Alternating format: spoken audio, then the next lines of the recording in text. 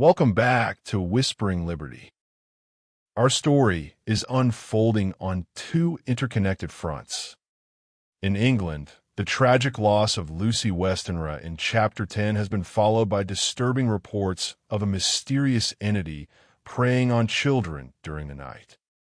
Meanwhile, in Budapest, Mina is reunited with Jonathan Harker in Chapter 11 and has begun the unsettling task of reading his journal, detailing the horrors he faced in Castle Dracula. Now, as we turn to Chapter 12, the horrifying truth begins to converge. In Budapest, Mina continues to compile Jonathan's harrowing account, truly grasping the nature of the evil that exists.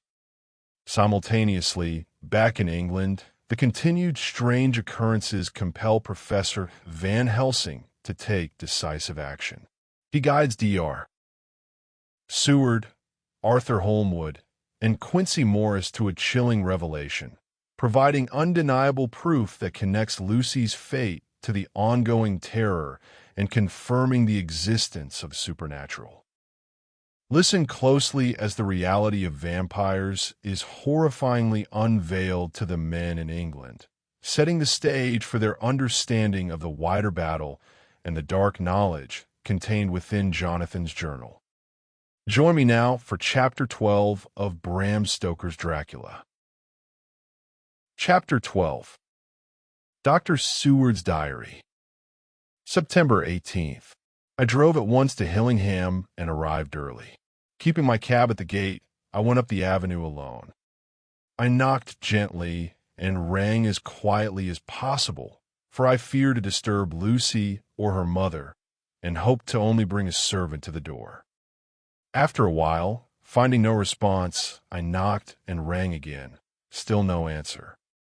I cursed the laziness of the servants that they should lie abed at such an hour, for it was now 10 o'clock, and so rang and knocked again, but more impatiently, but still without response.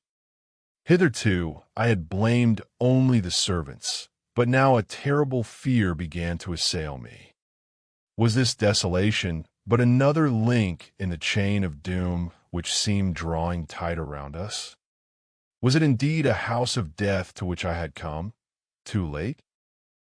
I knew that minutes, even seconds of delay, might mean hours of danger to Lucy if she had had again one of those frightful relapses, and I went round the house to try if I could find by chance an entry anywhere.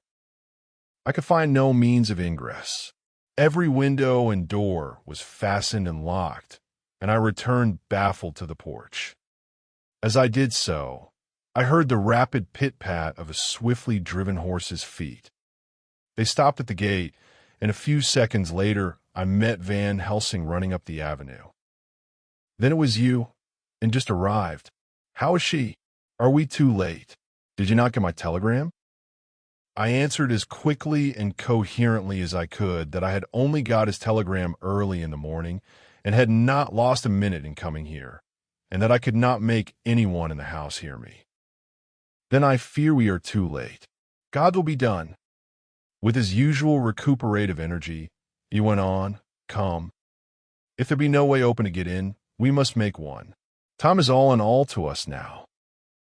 We went round to the back of the house, where there was a kitchen window. The professor took a small surgical saw from his case, and handing it to me, pointed to the iron bars which guarded the window. I attacked them at once, and had very soon cut through 3 of them. Then with a long, thin knife, we pushed back the fastening of the sashes and opened the window. I helped the professor in and followed him. There was no one in the kitchen or in the servants' rooms, which were close at hand. We tried all the rooms as we went along, and in the dining room, dimly lit by rays of light through the shutters, found 4 servant women lying on the floor. There was no need to think them dead, for their stertorous breathing and the acrid smell of laudanum in the room left no doubt as to their condition. Van Helsing and I looked at each other, and as we moved away, he said, "We can attend to them later." Then we ascended to Lucy's room. For an instant or two, we paused at the door to listen, but there was no sound that we could hear. With white faces and trembling hands, we opened the door gently and entered the room. How shall I describe what we saw? On the bed lay two women, Lucy and her mother. The latter lay farthest in, and she was covered with a white sheet, the edge of which had been blown back by the draft through the broken window, showing the drawn, white face with a look of terror fixed upon it.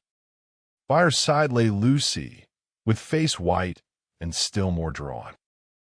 The flowers which had been round her neck we found upon her mother's bosom, and her throat was bare, showing the two little wounds which we had noticed before, but looking horribly white and mangled. It is not yet too late. Quick, quick, bring the brandy. I flew downstairs and returned with it, taking care to smell and taste it, lest it, too, were drugged like the decanter of sherry which I found on the table. The maids were still breathing, but more restlessly, and I fancied that the narcotic was wearing off. I did not stay to make sure, but returned to Van Helsing. He rubbed the brandy, as on another occasion, on her lips and gums, and on her wrists and the palms of her hands. I can do this, all that can be at the present. You go wake those maids.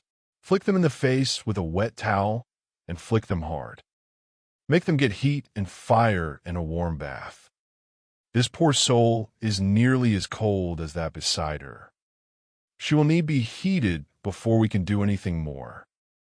I went at once, and found little difficulty in waking 3 of the women. The 4th was only a young girl, and the drug had evidently affected her more strongly, so I lifted her on the sofa and let her sleep. The others were dazed at first, but as remembrance came back to them, they cried and sobbed in a hysterical manner. I was stern with them, however, and would not let them talk. I told them that one life was bad enough to lose, and that if they delayed, they would sacrifice Miss Lucy. So, sobbing and crying, they went about their way, half-clad as they were, and prepared fire and water. Fortunately, the kitchen and boiler fires were still alive, and there was no lack of hot water. We got a bath and carried Lucy out as she was and placed her in it. Whilst we were busy chafing her limbs, there was a knock at the hall door. One of the maids ran off, hurried on some more clothes, and opened it. Then she returned and whispered to us that there was a gentleman who had come with a message from Mr. Holmwood. I bade her simply tell him that he must wait, for we could see no one now. She went away with the message, and, engrossed with our work, I clean forgot all about him. I never saw in all my experience the professor work in such deadly earnest. I knew as he knew that it was a stand-up fight with death, and in a pause told him so.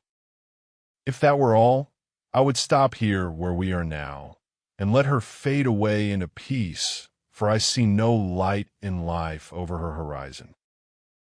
He went on with his work with, if possible, renewed and more frenzied vigor.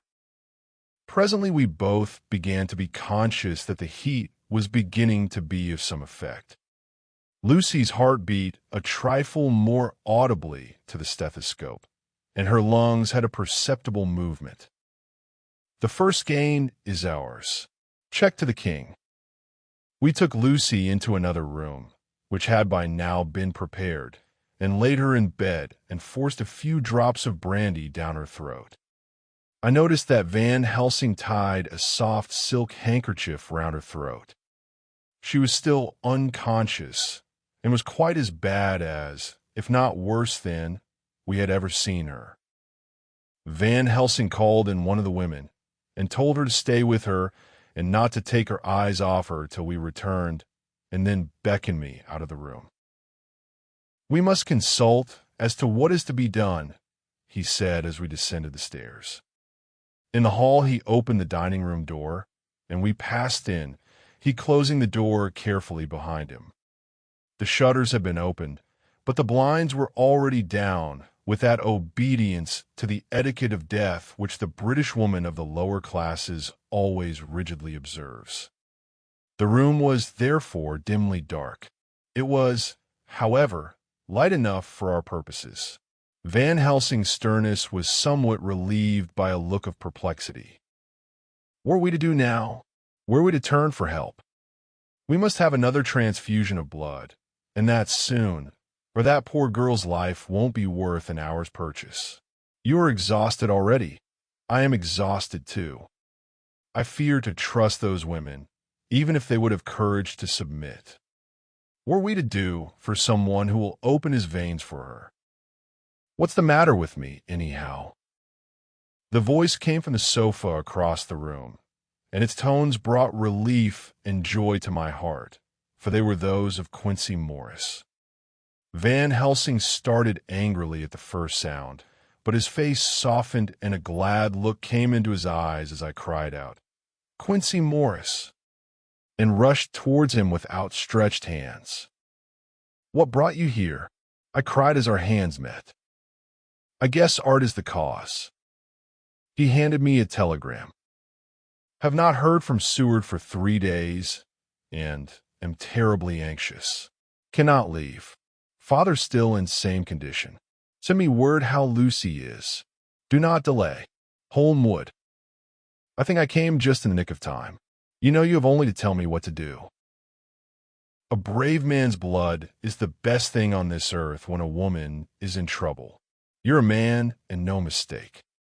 Well, the devil may work against us for all he's worth, but God sends us men when we want them. Once again we went through that ghastly operation. I have not the heart to go through with the details. Lucy had got a terrible shock, and it told on her more than before, for though plenty of blood went into her veins, her body did not respond to the treatment as well as on the other occasions. Her struggle back into life was something frightful to see and hear. However, the action of both heart and lungs improved, and Van Helsing made a subcutaneous injection of morphia, as before, and with good effect. Her faint became a profound slumber. The professor watched whilst I went downstairs with Quincey Morris and sent one of the maids to pay off one of the cabmen who were waiting. I left Quincey lying down after having a glass of wine and told the cook to get ready a good breakfast. Then a thought struck me, and I went back to the room where Lucy now was. When I came softly in, I found Van Helsing with a sheet or two of notepaper in his hand. He had evidently read it and was thinking it over as he sat with his hand to his brow. There was a look of grim satisfaction in his face, as of one who has had a doubt solved. He handed me the paper, saying only, "It dropped from Lucy's breast when we carried her to the bath." When I had read it, I stood looking at the professor, and after a pause asked him, "In God's name, what does it all mean? Was she, or is she mad, or what sort of horrible danger is it?" I was so bewildered that I did not know what to say more. "Do not trouble about it now. Forget it for the present. You shall know and understand it all in good time, but it will be later. And now, what is it that you came to me to say?"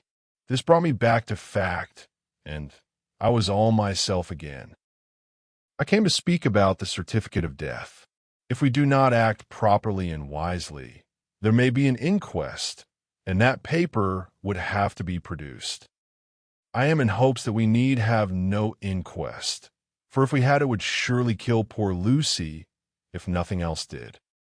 I know, and the other doctor who attended her knows that Mrs. Westenra had disease of the heart, and we can certify that she died of it.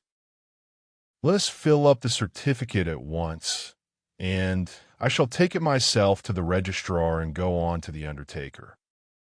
"Good, oh my friend John. Well thought of. Truly Miss Lucy, if she be sad in the foes that beset her, is at least happy in the friends that love her. 1, 2, 3, all open their veins for her besides one old man. Ah, yes, I know, friend John. I'm not blind. I love you all the more for it. Now go." In the hall, I met Quincey Morris with a telegram for Arthur telling him that Mrs. Westenra was dead, that Lucy also had been ill but was now going on better, and that Van Helsing and I were with her. "When you come back, Jack, may I have 2 words with you all to ourselves?" I nodded in reply and went out. I found no difficulty about the registration and arranged with the local undertaker to come up in the evening to measure for the coffin and to make arrangements. When I got back, Quincey was waiting for me. I told him I would see him as soon as I knew about Lucy and went up to her room. She was still sleeping, and the professor seemingly had not moved from his seat at her side. From his putting his finger to his lips, I gathered that he expected her to wake before long and was afraid of forestalling nature. So I went down to Quincey and took him into the breakfast room, where the blinds were not drawn down and which was a little more cheerful, or rather less cheerless, than the other rooms. "Jack Seward, I don't want to shove myself in anywhere where I've no right to be, but this is no ordinary case. You know I love that girl and wanted to marry her. But, although that's all past and gone, I can't help feeling anxious about her all the same. What is it that's wrong with her?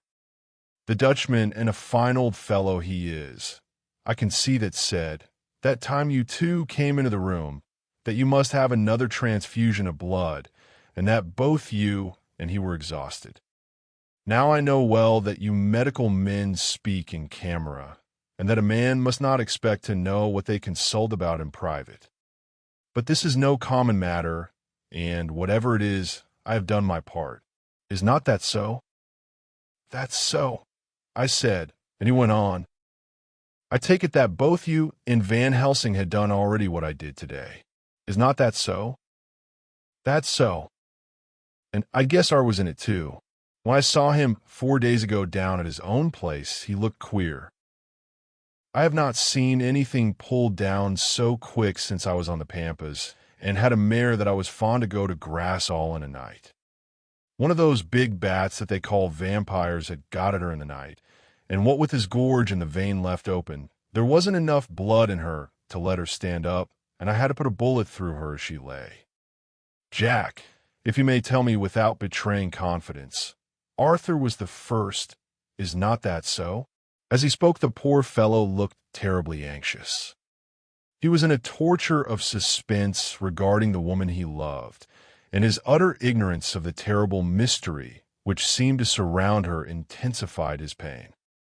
His very heart was bleeding, and it took all the manhood of him, and there was a royal lot of it, to keep him from breaking down. I paused before answering, for I felt that I must not betray anything which the professor wished kept secret. But already he knew so much, and guessed so much, that there could be no reason for not answering.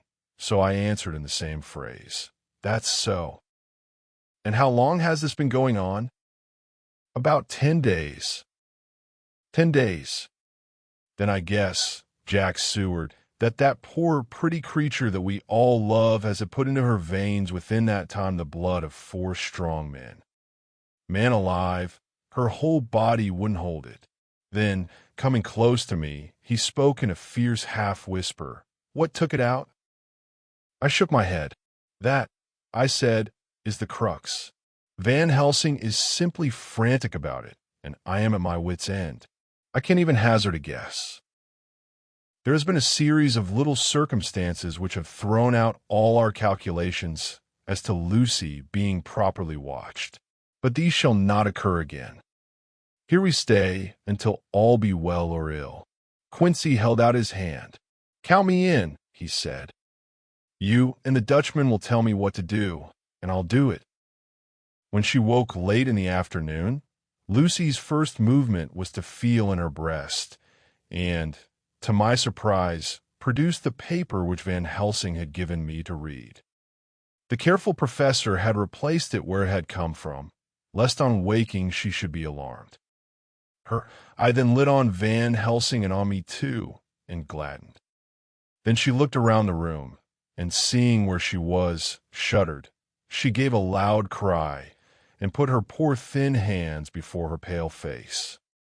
We both understood what that meant, that she had realized to the full her mother's death, so we tried what we could to comfort her. Doubtless sympathy eased her somewhat, but she was very low in thought and spirit, and wept silently and weakly for a long time. We told her that either or both of us would now remain with her all the time, and that seemed to comfort her. Towards dusk, she fell into a doze. Here, a very odd thing occurred. While still asleep, she took the paper from her breast and tore it in two. Van Helsing stepped over and took the pieces from her. All the same, however, she went on with the action of tearing, as though the material were still in her hands. Finally, she lifted her hands and opened them as though scattering the fragments. Van Helsing seemed surprised, and his brows gathered as if in thought, but he said nothing. September 19th. All last night she slept fitfully, being always afraid to sleep, and something weaker when she woke from it. The professor and I took it in turns to watch, and we never left her for a moment unattended. Quincey Morris said nothing about his intention, but I knew that all night long he patrolled round and round the house. When the day came, its searching light showed the ravages in poor Lucy's strength.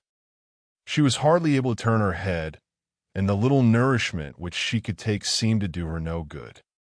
At times she slept, and both Van Helsing and I noticed the difference in her between sleeping and waking. Whilst asleep, she looked stronger, although more haggard, and her breathing was softer. Her open mouth showed the pale gums drawn back from the teeth, which thus looked positively longer and sharper than usual. When she woke, the softness of her eyes evidently changed the expression, for she looked her own self, although a dying one. In the afternoon she asked for Arthur, and we telegraphed for him. Quincey went off to meet him at the station. When he arrived, it was nearly 6 o'clock, and the sun was setting full and warm, and the red light streamed in through the window and gave more color to the pale cheeks. When he saw her, Arthur was simply choking with emotion, and none of us could speak. In the hours that had passed, the fits of sleep, or the comatose condition that passed for it, had grown more frequent, so that the pauses when conversation was possible were shortened. Arthur, you will pardon me, I know, for all my faults when you have read all my budget of news. Well, I got my husband back all right. When we arrived at Exeter, there was a carriage waiting for us, and in it, though he had an attack of gout, Mr. Hawkins, he took us to his house, where there were rooms for us all nice and comfortable, and we dined together. After dinner, Mr. My dears, I want to drink your health and prosperity, and may every blessing attend you both. I know you both from children, and have, with love and pride, seen you grow up. Now I want you to make your home here with me. I have left to me neither chick nor child.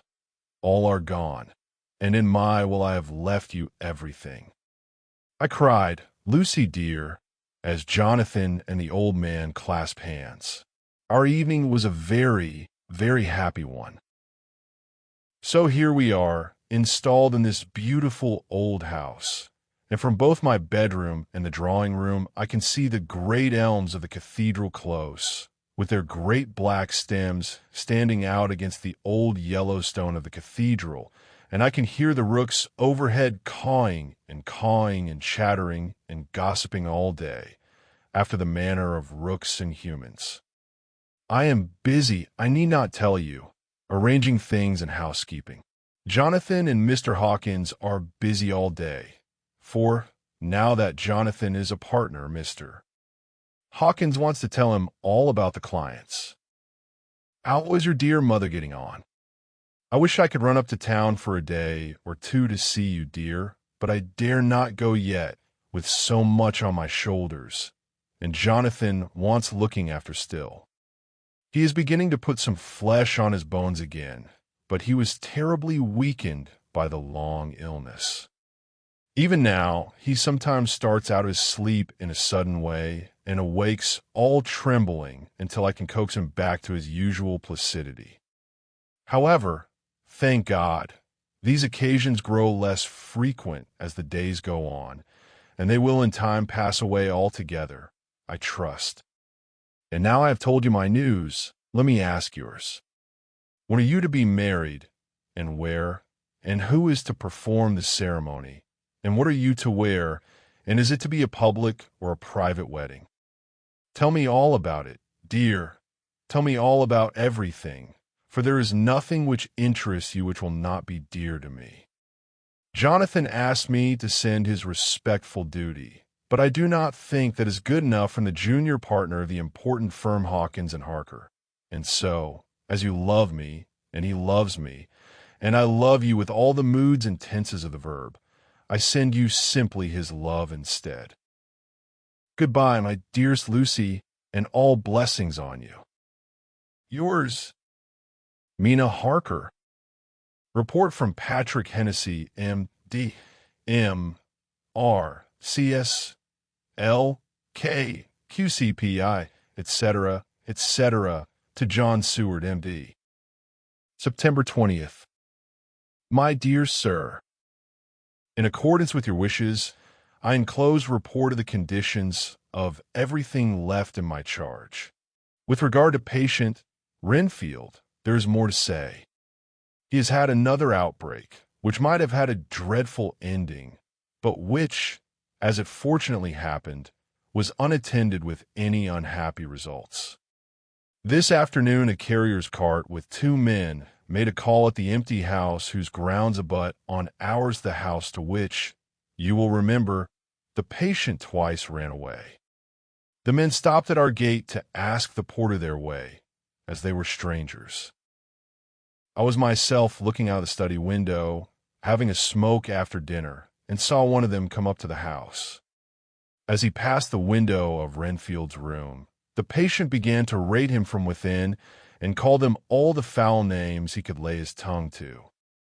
The man, who seemed a decent fellow enough, contented himself by telling him to shut up for a foul-mouthed beggar, whereon our man accused him of robbing him and wanting to murder him, and said that he would hinder him if he were to swing for it.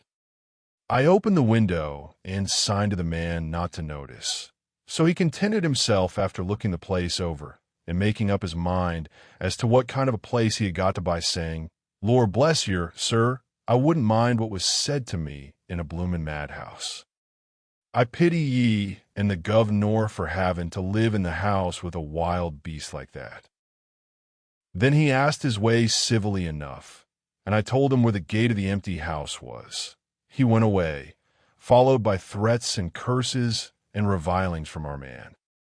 I went down to see if I could make out any cause for his anger, since he is usually such a well-behaved man, and except his violent fits nothing of the kind had ever occurred. I found him, to my astonishment, quite composed and most genial in his manner. I tried to get him to talk of the incident, but he blandly asked me questions as to what I meant, and led me to believe that he was completely oblivious of the affair. It was, I am sorry to say, however, only another instance of his cunning, for within half an hour I heard of him again. This time he had broken out through the window of his room and was running down the avenue. I called to the attendants to follow me, and ran after him, for I feared he was intent on some mischief. My fear was justified when I saw this same cart, which had passed before coming down the road, having on it some great wooden boxes. The men were wiping their foreheads and were flushed in the face, as if with violent exercise. Before I could get up to him, the patient rushed at them, and pulling one of them off the cart, began to knock his head against the ground. If I had not seized him just at the moment, I believe he would have killed the man there, and then the other fellow jumped down and struck him over the head with the butt end of his heavy whip. It was a terrible blow, But he did not seem to mind it, but seized him also and struggled with the three of us, pulling us to and fro as if we were kittens. You know, I am no lightweight, and the others were both burly men. At first he was silent in his fighting, but as we began to master him and the attendants were putting a straight waistcoat on him, he began to shout, "I'll frustrate them. They shan't rob me. They shan't murder me by inches.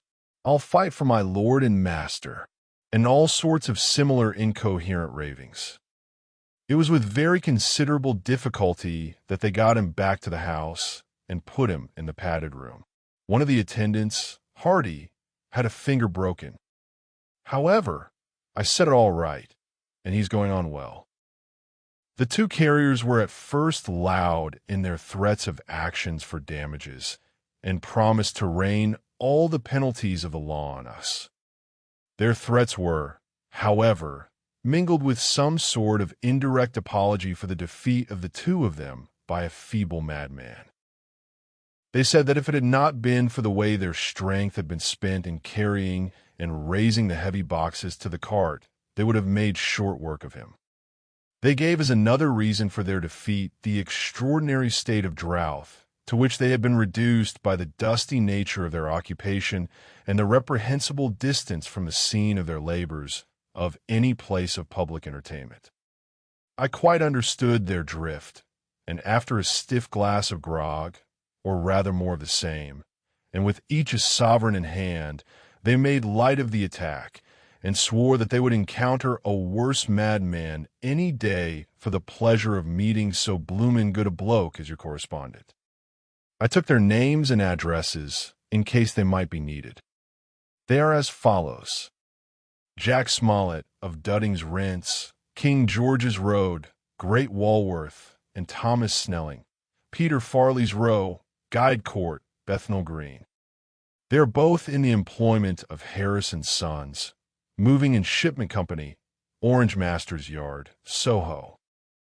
I shall report to you any matter of interest occurring here, and shall wire you at once if there is anything of importance. Believe me, dear sir, yours faithfully, Patrick Hennessy. Letter, Mina Harker to Lucy Westenra. Unopened by her. September 18th. My dearest Lucy, such a sad blow has befallen us. Mr. Hawkins has died very suddenly. Some may not think it so sad for us, but we had both come to so love him that it really seems as though we had lost a father. I never knew either father or mother, so that the dear old man's death is a real blow to me. Jonathan is greatly distressed. It is not only that he feels sorrow, deep sorrow, for the dear, good man who has befriended him all his life, and now at the end has treated him like his own son, and left him a fortune which to people of our modest bringing up is wealth beyond the dream of avarice. But Jonathan feels it on another account. He says the amount of responsibility which it puts upon him makes him nervous. He begins to doubt himself. I try to cheer him up, and my belief in him helps him to have a belief in himself. But it is here that the grave shock that he experienced tells upon him the most. Oh, it is too hard that a sweet, simple, noble, strong nature, such as his nature which enabled him by our dear, good friend's aid to rise from clerk to master in a few years, should be so injured that the very essence of its strength is gone. Forgive me, dear, if I worry you with my troubles in the midst of your own happiness. But, Lucy, dear, I must tell someone, for the strain of keeping up a brave and cheerful appearance to Jonathan tries me, and I have no one here that I can confide in. I dread coming up to London, as we must do the day after tomorrow, for poor Mr. Hawkins left in his will that he was to be buried in the grave with his father. As there are no relations at all, Jonathan will have to be chief mourner. I shall try to run over to see you, dearest, if only for a few minutes. Forgive me for troubling you. Your loving, Mina Harker. Dr. Seward's diary. September 20th. Only resolution and habit can let me make an entry tonight. I am too miserable, too low-spirited, too sick of the world and all in it, including life itself, that I would not care if I heard this moment the flapping of the wings of the angel of death. And he has been flapping those grim wings to some purpose of late Lucy's mother and Arthur's father, and now. Let me get on with my work. I duly relieved Van Helsing in his watch over Lucy. We wanted Arthur to go to rest also, but he refused at first. It was only when I told him that we should want him to help us during the day, and that we must not all break down for want of rest, lest Lucy should suffer, that he agreed to go. Van Helsing was very kind to him. "Come, my child," he said, "come with me. You are sick and weak, and have had much sorrow and much mental pain, as well as that tax on your strength that we know of. You must not be alone, for to be alone is to be full of fears and alarms. Come to the drawing room, where there is a big fire, and there are 2 sofas. You shall lie on one, and I on the other, and our sympathy will be comfort to each other, even though we do not speak, and even if we sleep."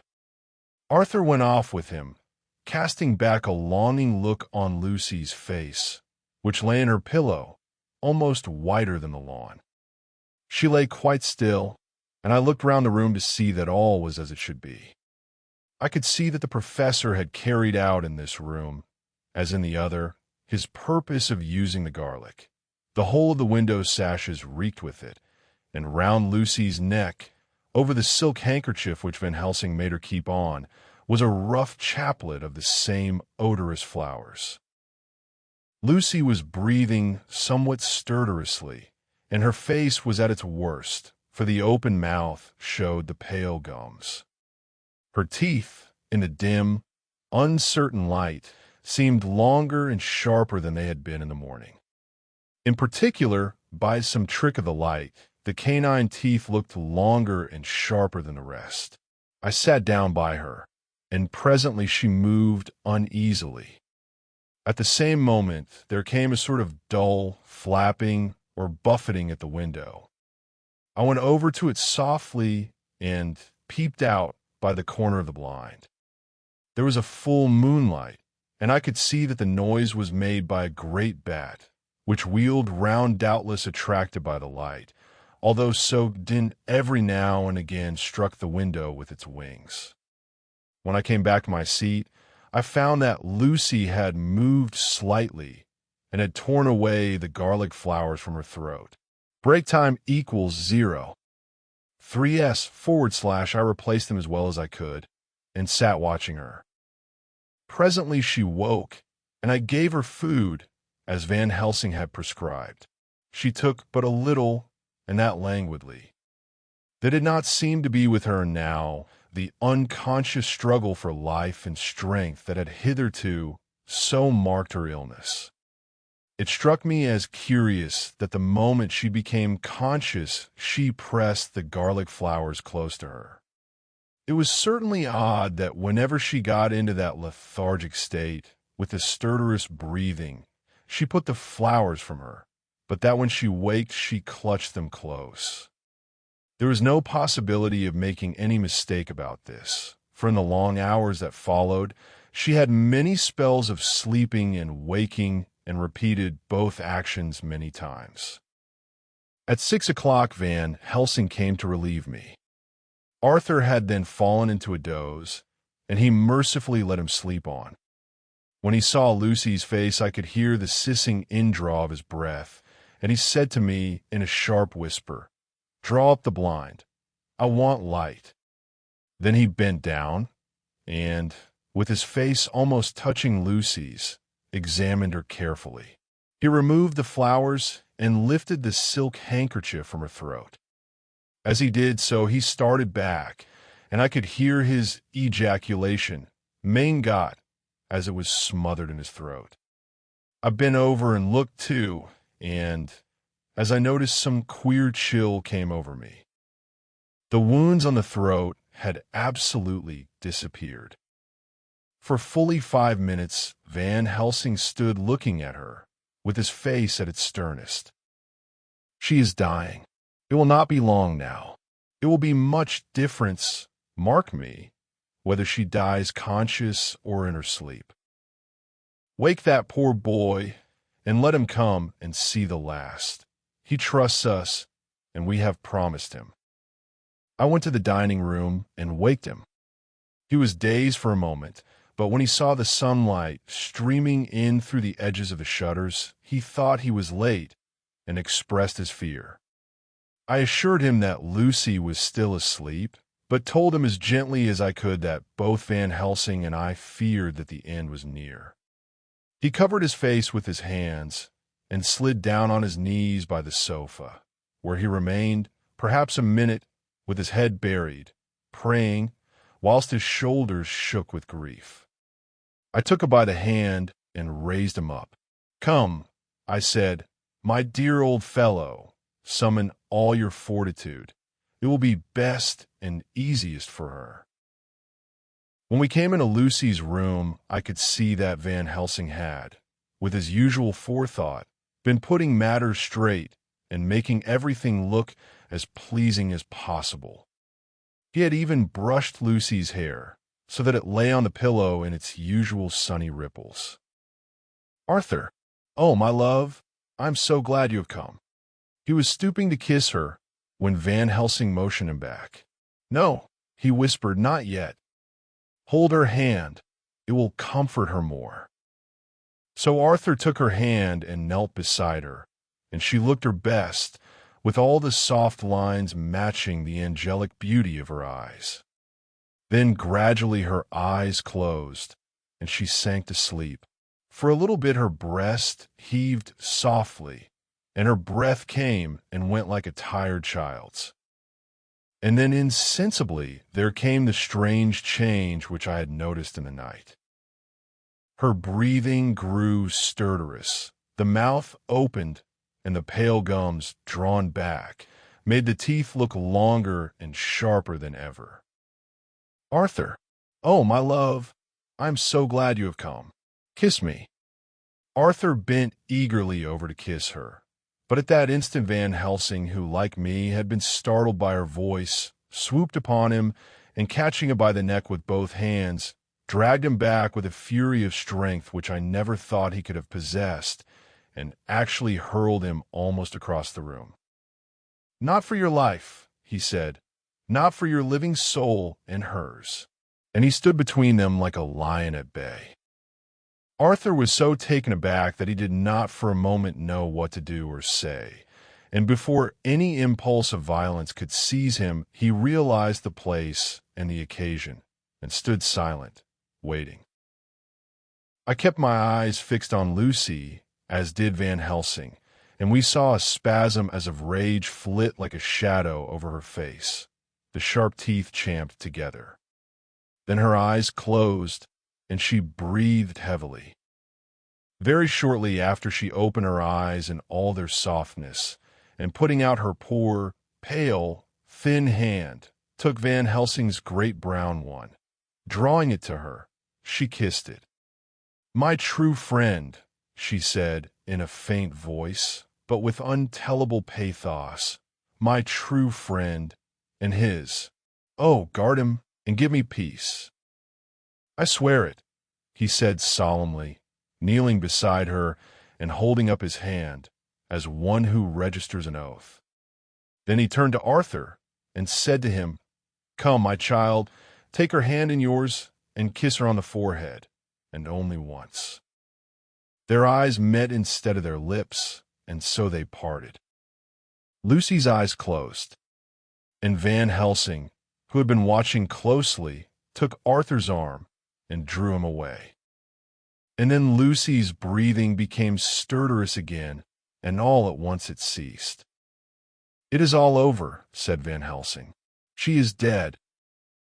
I took Arthur by the arm and led him away to the drawing room, where he sat down and covered his face with his hands, sobbing in a way that nearly broke me down to see. I went back to the room, and found Van Helsing looking at poor Lucy, and his face was sterner than ever. Some change had come over her body. Death had given back part of her beauty for her BR.